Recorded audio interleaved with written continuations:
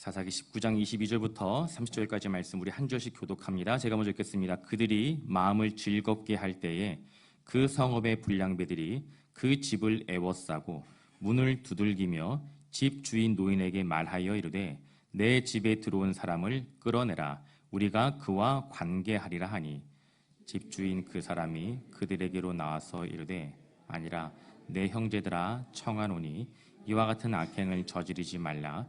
이 사람이 내 집에 들어왔으니 이런 망령된 일을 행하지 말라. 보라 여기 내 처녀 딸과 이 사람의 첩이 있은즉 내가 그들을 끌어내리니 너희가 그들을 욕보이든지 너희 눈에 좋은 대로 행하되 오직 이 사람에게는 이런 망령된 일을 행하지 말라 하나. 그 사람이 자기 첩을 붙잡아 그들에게 밖으로 끌어내매 그들이 그 여자와 관계하였고 밤새도록 그 여자를 능욕하다가 새벽 미명에 놓은지라. 동틀 때에 여인이 자기의 주인이 있는 그 사람의 집 문에 이르러 엎드려져 밟기까지 거기 엎드려져 있더라. 그의 주인이 일찍이 일어나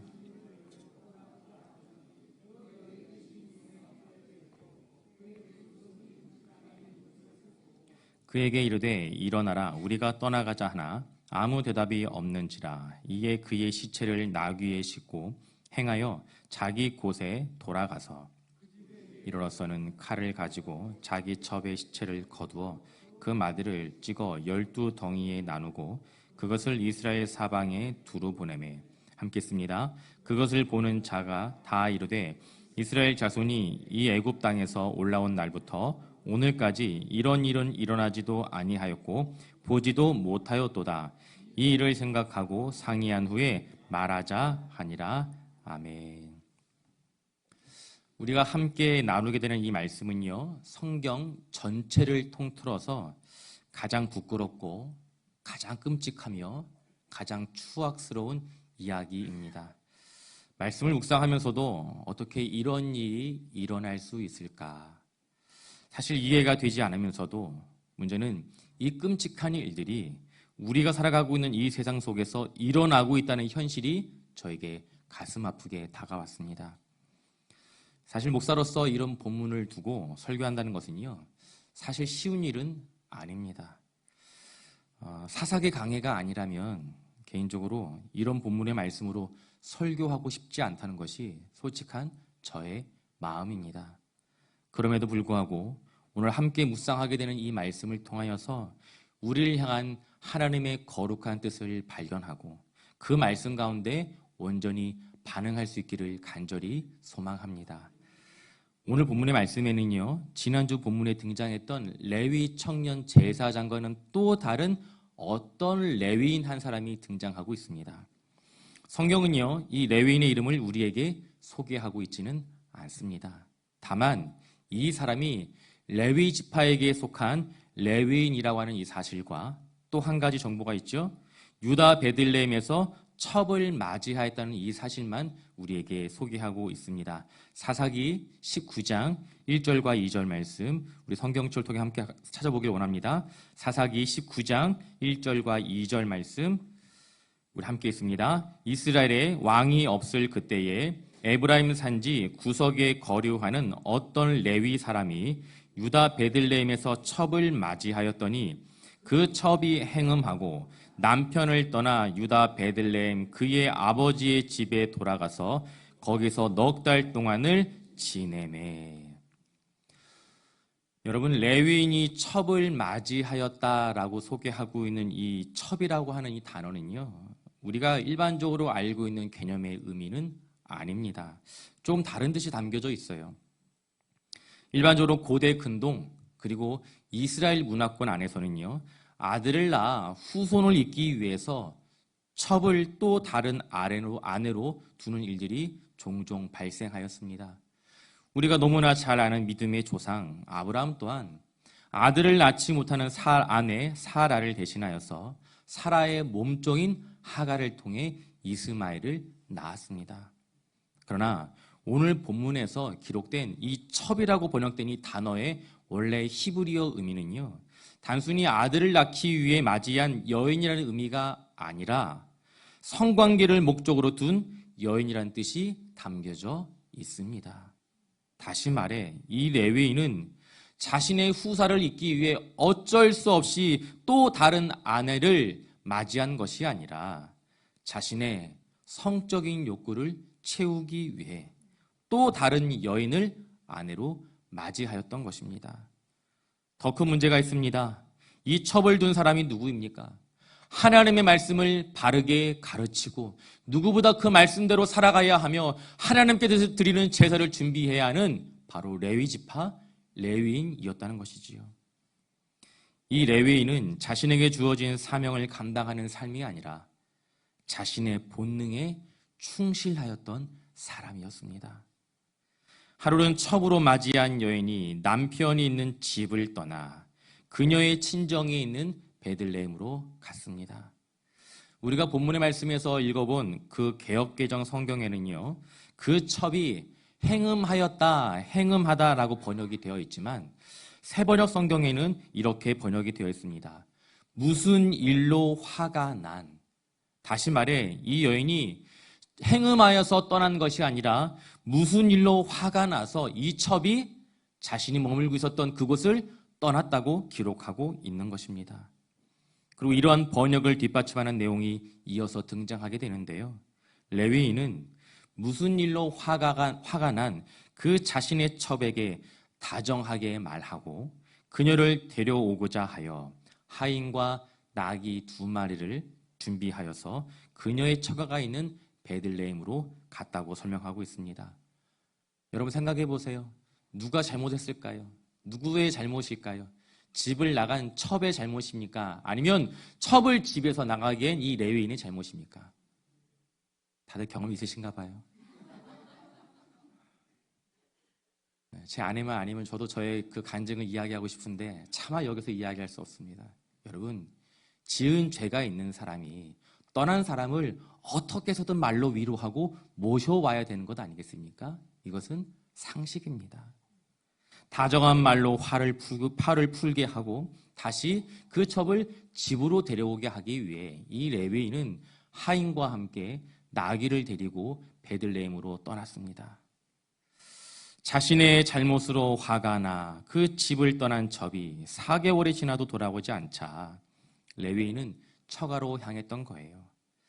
여러분, 자신의 처가인 베들레헴에 도착하는 레위인 어떻게 됩니까?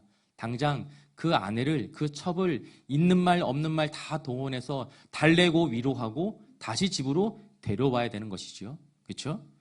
그런 성경을 보니까 무려 5일 동안 그 처가에서 머물렀다고 기록하고 있습니다. 사실 저는 이 대목이 잘 이해가 되지 않았어요. 물론 저는 저의 처가를 사랑합니다. 처가에 가면 참 잘해주세요. 누가 잘해주실까요? 단 한 분도 장인어른이라고 얘기할 분이 안 계시는 것 같아요. 당연히 장모님이 잘해주시죠.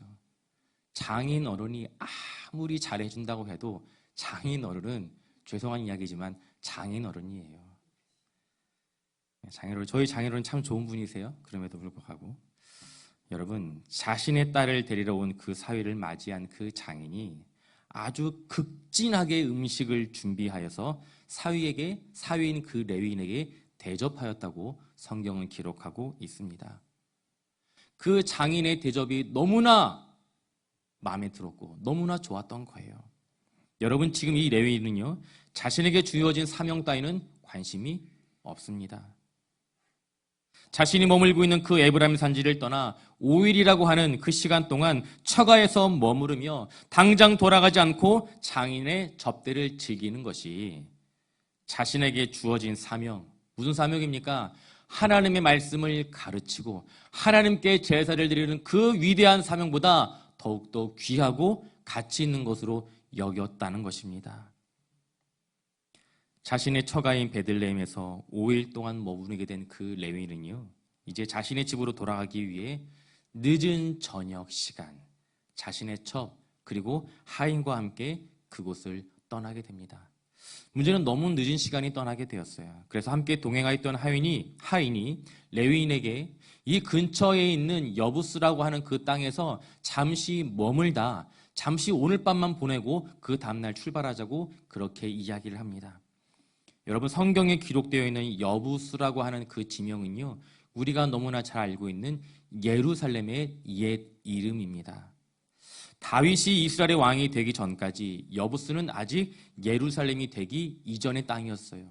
다시 말해 그곳에는 이스라엘 백성들이 아니라 가나안 원주민들, 이방 민족들이 그 땅에 자리하고 있었다는 것이지요. 따라서 레위인은 여부스가 이방 민족의 성읍이기 때문에 그곳에서 머무는 것을 거절하고 어디를 선택합니까? 베냐민 지파의 영역인 기브아 땅에서 잠시 머물기로 결정하게 됩니다. 여러분 생각해 보세요. 이와 같은 선택을 하게 된 이유가 무엇일까요? 같은 같은 민족인 베냐민 지파의 영역에 가면 아무래도 같은 민족이니까 자신에게 더 좋은 대접을 자신이 받을 수 있을 것이다 라고 생각을 했던 것입니다. 여러분, 이스라엘 문화권에서요, 나그네를 대접하는 것, 자신의 집에 방문한 손님을 대접하는 것은 아주 중요한 것이었습니다. 우리가 상상할 수 없을 만큼 이들은 아주 중요한 한 가지 가치로 여겼던 사람들이었어요. 뿐만 아니라 자신은 레위인입니다. 레위인인 그 나그네가 누군가의 집에 방문하게 되면 어떻게 됩니까? 극진하게 대접을 해야 되는 것이 그 당시의 전통이었다는 거예요. 그러나 이와 같은 생각은 레위인의 착각이었습니다. 그때가 언제입니까? 사사시대입니다. 각자의 소견대로 살아도 그 어느 누구도 비난하지 못하였던 사사시대예요. 이스라엘 공동체는 하나님의 거룩한 백성이라고 하는 그 정체성이 이미 무너진 지 오래되었습니다. 레위인과 함께한 일행들은 기브아 땅에 도착했지만 그 어느 누구도 레위인을 맞이해주는 사람은 없었습니다. 그런데 한 노인이 그 레위인의 일행을 맞이하게 되는데요. 아무도 레위인을 맞이하지 않는 그 상황 속에서 이 한 노인이 자신의 집에 머무를 수 있도록 배려한 이유가 무엇입니까? 성경을 보니까 이 노인은 원래 에브라임 사람인데 현재는 기브아 땅에서 잠시 거류하고 있다는 것입니다. 무슨 이야기입니까? 이 노인 또한 다른 곳에서 살다가 이곳으로 온 지 얼마 안 된 누구보다 타향살이라고 하는 그 외로움과 서러움을 알고 있었던 사람이라는 것입니다. 그래서 이 노인은 나그네인 레위인을 자신의 집에 초대한 것입니다. 우여곡절 끝에 한 노인의 집에서 잠시 머무르게 된 레위인의 일행들에게 감히 상상하지 못하였던 아주 끔찍한 일들이 발생하게 되는데요. 우리 함께 말씀 봅니다. 사사기 19장 22절 말씀, 우리 19장 22절 말씀을 우리 함께 읽습니다. 그들이 마음을 즐겁게 할 때에 그 성읍의 불량배들이 그 집을 애워싸고 문을 두들기며 집 주인 노인에게 말하여 이르되 내 집에 들어온 사람을 끌어내라. 우리가 그와 관계하리라 하니. 여러분 무슨 내용입니까? 기브아 성읍의 사람들이, 그 불량배들이 레위인이 머물고 있는 그 노인의 집을 애워싸고 문을 두드리면서 집에 있는 레위인을 당장 끌어내라고 이야기하고 있는 것입니다. 여러분, 그리고 그 이유를 무엇이라고 밝히고 있습니까? 우리가 그와 관계할 것이다. 여러분, 본문의 말씀에서 관계하다라고 번역된 이 히브리어 단어는요, 야다라고 하는 동사입니다. 이 야다라는 뜻의 의미가 무엇이냐면 단지 이야기를 하면서 교제를 하는 뜻이 아니라 성적인 관계를 맺다라고 하는 뜻이 바로 야다라고 하는 단어의 의미인 것입니다. 무슨 말인가요? 자신들의 성적인 쾌락을 채우기 위해 레위인을 자신들에게 끌어내려 달라고 요구한 것입니다. 상상할 수 없는 끔찍한 일이 벌어진 거예요. 제가 지난주 한 기사를 보다가 더 끔찍한 기사를 보게 되었어요. 우리나라 이야기는 아니고 독일 이야기인데, 이제 지난주에 이제 그게 법으로 통과되어서 이제 실효가 된 법안입니다. 그 법안이 무슨 법안이냐면, 이제 만 14세 이상이 되는 독일 국민은 남녀노소를 불문하고 만 14세 이상이 되면 자신의 성별을 선택할 수 있다는 거예요. 무슨 이야기냐면 여러분, 저 형별이 무엇입니까? 누가 봐도 남자죠, 그렇죠? 그런데 제가 만 14세 이상이 되었어요.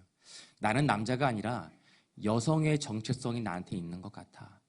그렇다면 저는 남자가 아니라 여성으로 살아갈 권리를 누릴 수 있다는 거예요. 저는 이제 여성으로 살아간다고 선언할 수 있다는 것입니다. 뿐만 아니라 여성, 남성뿐만 아니라 동성까지도 선택할 수 있게끔 법안이 통과되었습니다. 여러분, 끔찍한 일이 일어나게 된 거예요. 문제는 독일의 이야기가 머지않아 우리나라의 이야기가 될 수도 있다는 것입니다. 그런데 이와 비슷한 일이 이미 창세기에서 등장했습니다. 아브라함의 조카 롯이 더 이상 함께 지낼 수 없을 만큼 식구와 가솔들의 수가 부쩍 늘어났습니다. 함께 머물 수, 같이 지낼 수 없다라고 판단한 아브라함이 롯에게 땅을 선택하여 떠나라고 이야기합니다. 롯이 눈을 들어 들판을 보니 눈에 보기 좋은 땅이 그 앞에 놓였습니다. 그 땅이 어디였습니까? 바로 소돔과 고모라였습니다.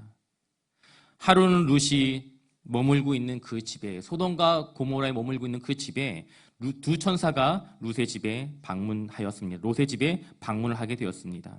그리고 이 소식을 듣게 된 소돔 성읍의 사람들이 롯의 집에 몰려와서 롯의 집에 방문한 그 사람들을, 그 남자들을 당장 끌어내라고 이야기합니다.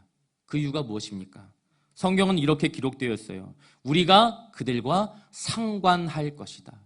우리가 그들을 상관하리라. 여러분, 여기서 상관이라고 번역된 이 단어가 오늘 본문에서 관계라고 번역된 야다와 동일한 단어입니다.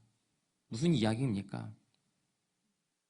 이 소돔 성읍의 사람들이 롯의 집에 방문한 사람들을 끌어내고자 하였던 이유 또한 동성애, 자신들의 성적인 쾌락을 즐기기 위함이었다는 것입니다.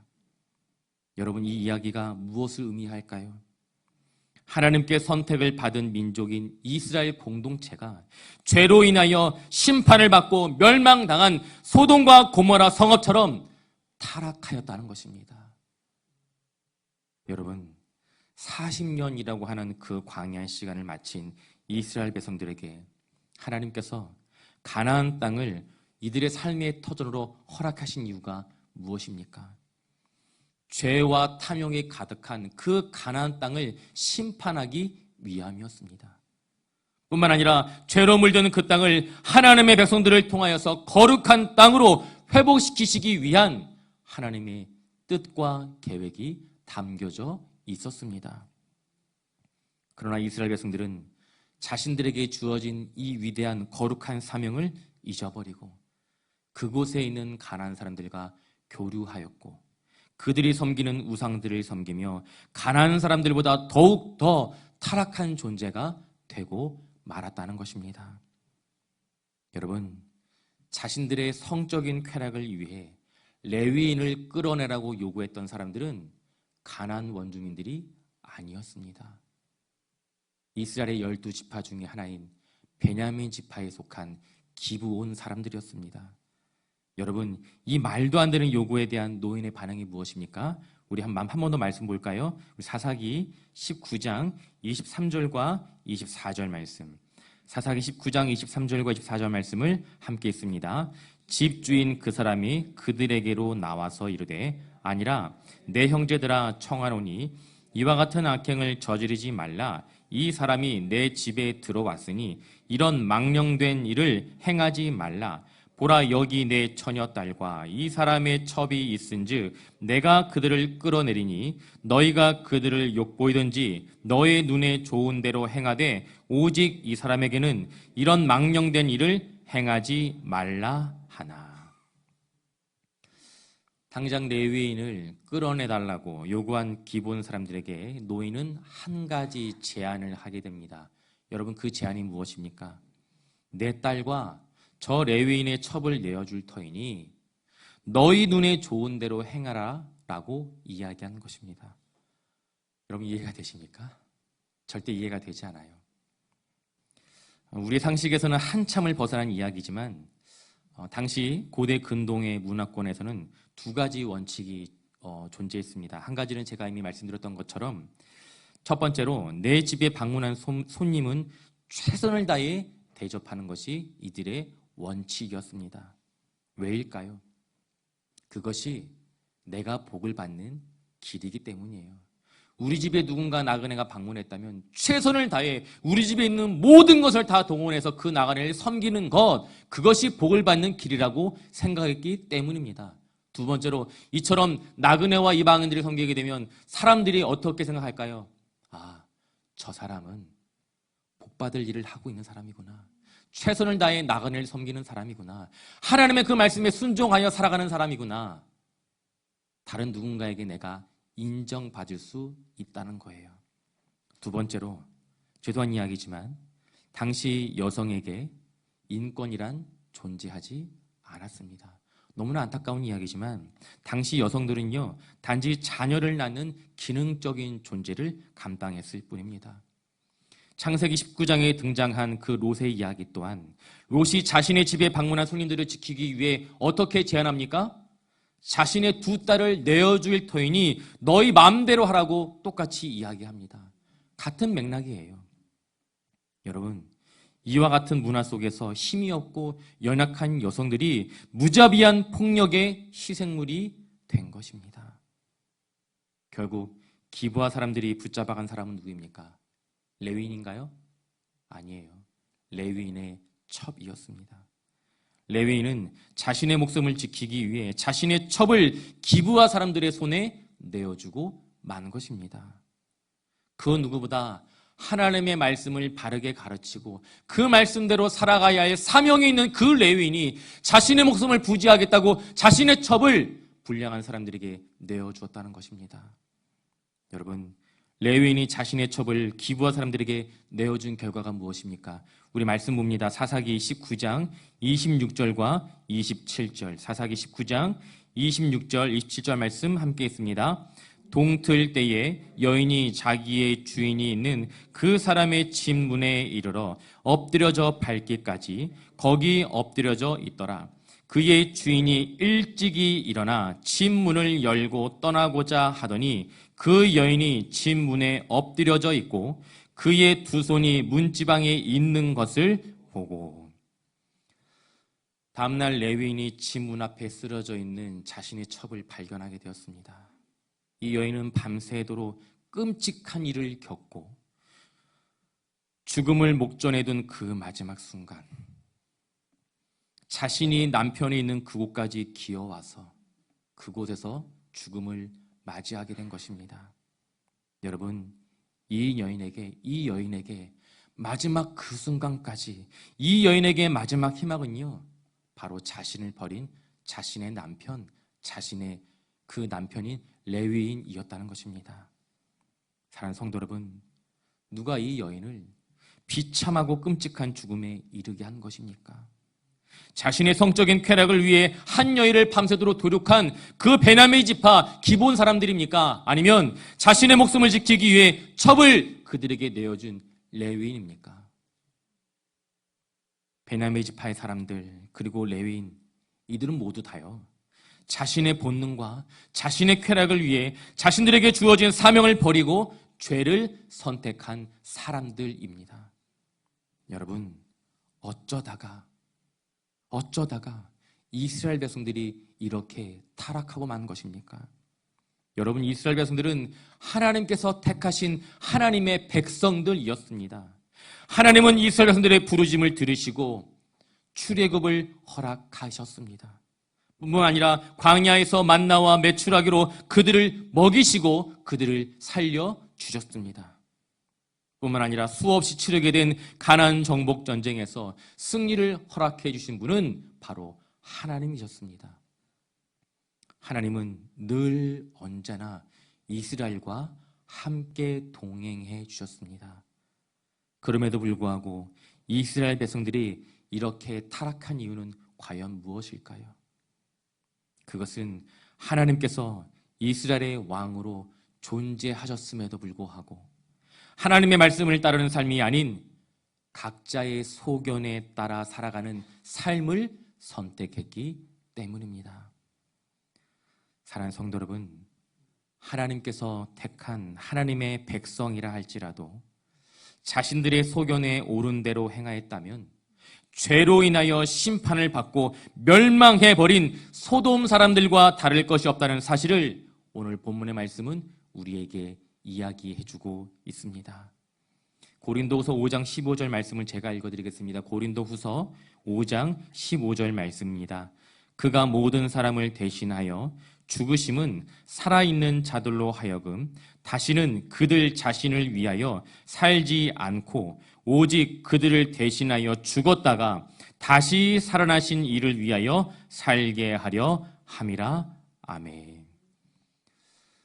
이 자리에 있는 우리 모두는요, 우리의 죄로 인하여서 십자가에서 죽음을 당하셔야 했던 예수 그리스도의 대속의 죽음이라는 그 은혜로 살아가는 존재들입니다.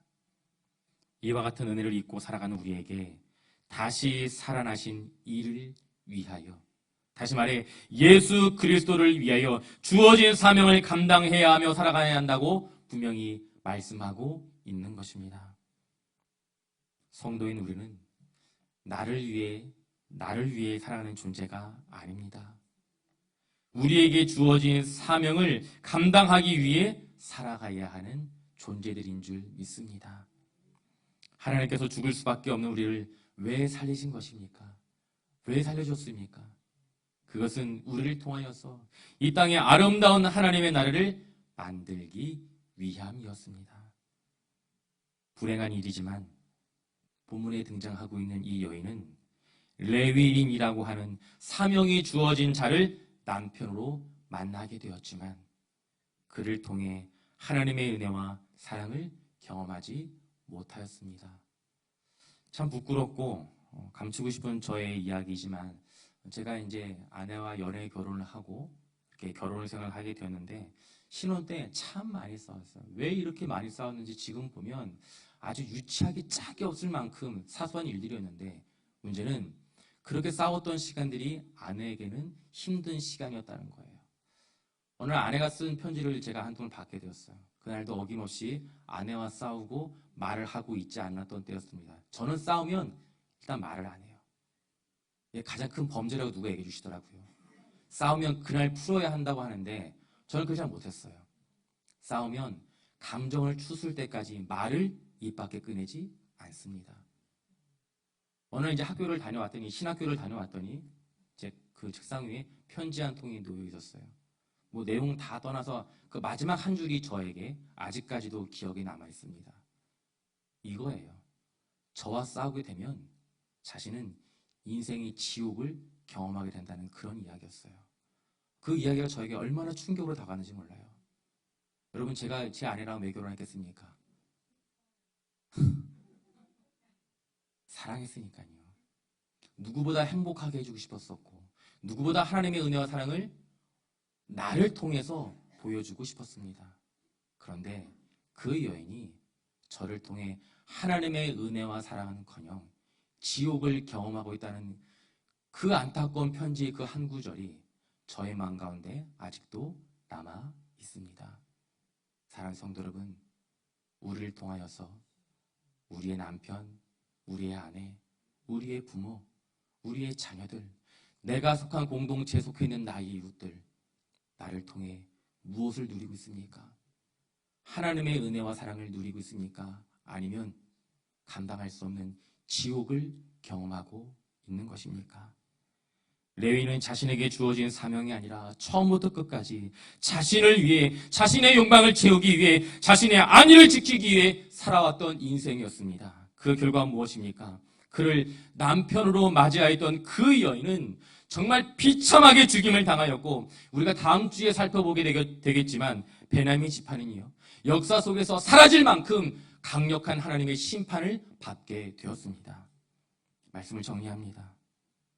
자신에게 주어진 사명을 외면하고 자신을 위해 살아가는 그 한 사람을 통해 한 여인뿐만 아니라 베냐민 지파는 씻을 수 없는 비극을 경험하게 되었습니다. 사랑 우리의 자녀들, 사랑 우리의 가정, 우리의 교회, 나를 통해 무엇을 누리고 있는지 오늘 이 아침 우리가 함께 나누게 되는 그 말씀을 통해서 내가 과연 무엇을 붙들고 어떻게 살아가고 있는지 나 자신을 살펴볼 수 있기를 간절히 소망합니다. 바라고 간구하는 것은 주어진 사명을 온전히 감당하는 우리들의 수고와 헌신을 통하여서 한 영혼이, 그리고 한 가정이, 그리고 주의 몸된 교회가 진정한 회복과 놀라운 하나님의 사랑을 경험하고 누릴 수 있기를 예수님의 이름으로 간절히 축원합니다.